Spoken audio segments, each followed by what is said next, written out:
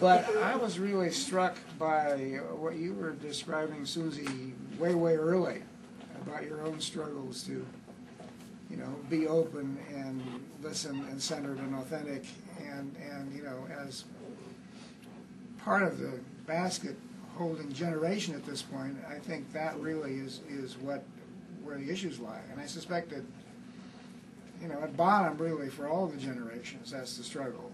It's not what to do, it's how to be. That's right. And the basket's changing. It's how to be with How the to basket be, changing. how to be in a basket that's being renegotiated, reconstructed.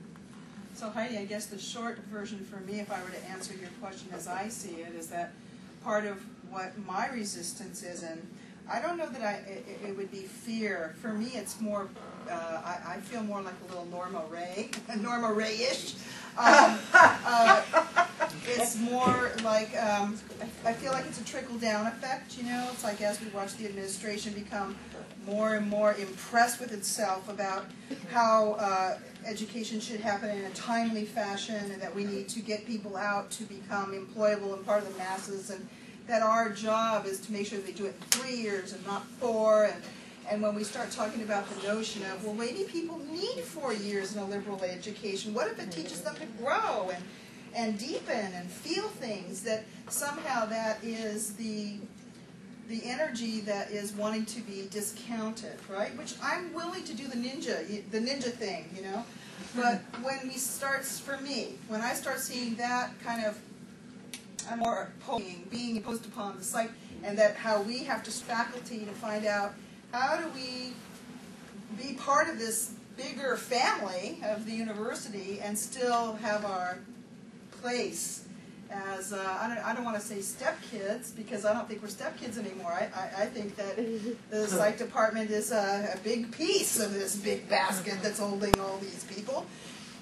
But there's a very real threat, I mean, even within the department, of a stronger and stronger mindset that research and methods and that material in books that people have documented is more important, and is the learning, and is why we are here, and it's why people are sending their children here.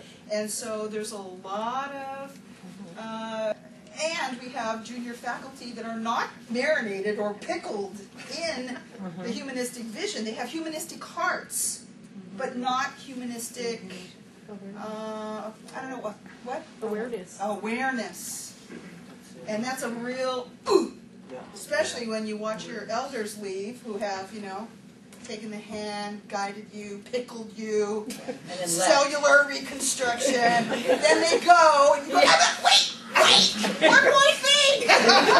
What do we do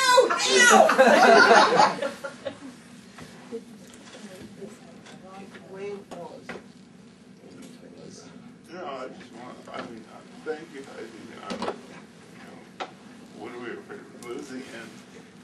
And Maria, I think you really hit it on the head of just trying to, as an instructor, trying to navigate a department that's leaning towards number crunching, towards methodologies, towards really old school scientific paradigm, and how to find one's own place in that redefinition. It's scary, because the perception is it either has to be this way or this way, and it can't be both ways. And I'm sensing little negotiation, little willing to dialogue across the aisles, and it's become this very, very partisan, if you will. And that, for me, takes up a lot of time and energy, which I feel could be spent towards doing other things that are more productive, rather than kind of looking out for my own ass, if you will. And I bring the other campus into this. I mean, you think we're uptight here, you should go down to the GC. So Yeah. I'm not a psychology professor, but I play one on TV. Everybody's a psychology professor okay. in here now. It's okay. But I've always thought that one of the most important things we do as humans is to share and generate stories. And weaving narrative that is both cohesive and meaningful. And I think one of the things that what we're talking about here is that you're using the learning process, that is to learn about something, but you're doing it in a style. I mean, to use the Buddha as an example, I mean, what is he known as? The man who became awake, right? So you can't become awake in a passive atmosphere. So therefore, you're generating stories. So therefore, your education is rich. It's a narrative. It's something that you can incorporate and later talk about in very explicit terms. Whereas somebody who lives in an atmosphere where they're simply being fed and they have to prepare for a test, and I've used this example with my students as well. I say, think back to grade school, and I admire grade school teachers, I really do. Or high school. What do you remember? Okay. What actually, you spent a lot of years there. There were thousands of days that you spent. Well, I remember what it smelled like. I remember some of the people's names. Oh man, I remember that day I broke my leg. I went, I got an A in high school biology, and I had to draw a creature that I actually thought was a giant squid, that attacked the Nautilus, right? And I learned how to draw it, and I learned to label all the parts, and got an A on the test. And it wasn't until many years later that I realized that I had drawn a hydra, which is a single-celled organism.